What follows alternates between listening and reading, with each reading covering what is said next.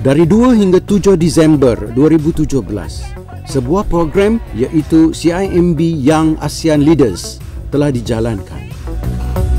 Program ini melibatkan CIMB dan Universiti Kebangsaan Malaysia. Seramai lebih kurang 50 orang pelajar dari universiti negara-negara ASEAN telah menyertainya. Tema program tahun ini ialah Sharing Economy Beyond Boundaries.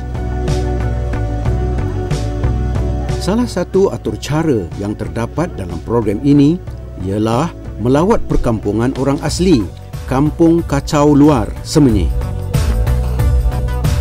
Seramai 6 orang fasilitator, 5 orang urus setia dan seorang penyelaras telah turut serta dalam program lawatan ini. Lawatan ke kampung ini diketuai oleh Dr. Doris S. Selvaratnam, pensyarah Fakulti Ekonomi dan Pengurusan.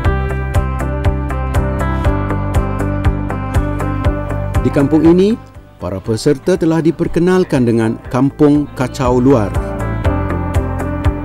Kampung Kacau Luar ini merupakan sebuah perkampungan baru orang asli.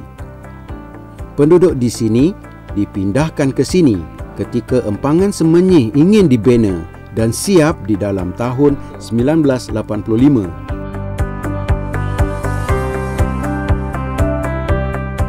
Para peserta program ini juga telah dibawa untuk menjelajah hutan berhampiran kampung berkenaan.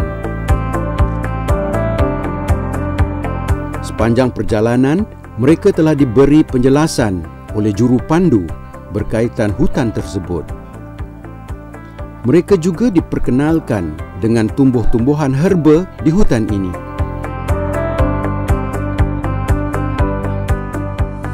Kebiasaannya, dalam hutan terdapat pemangsa sama ada besar mahupun kecil. Oleh itu, ketika di hutan, setiap masa perlu berhati-hati.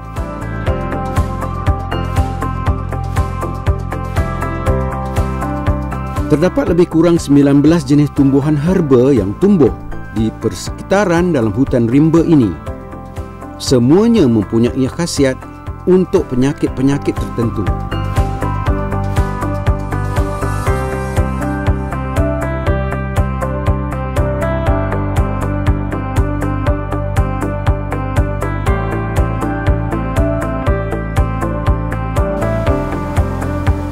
Penjelajahan peserta di hutan ini tamat di sebuah air terjun yang dikenali sebagai air terjun Sungai Batangsi.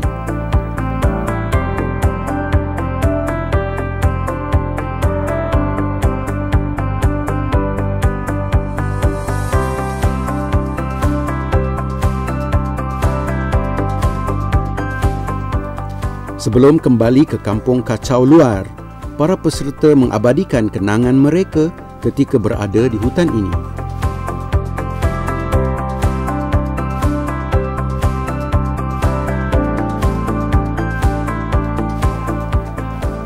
Selesai makan tengah hari di Kampung Kacau, para peserta telah didedahkan dengan muzik tradisional orang asli Temuan di sini.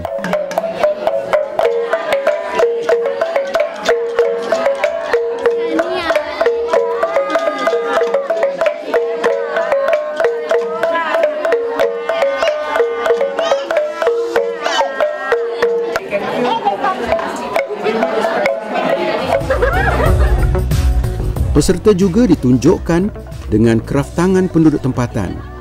Mereka diberi peluang untuk mencuba setelah diberi tunjuk ajar oleh penduduk di sini.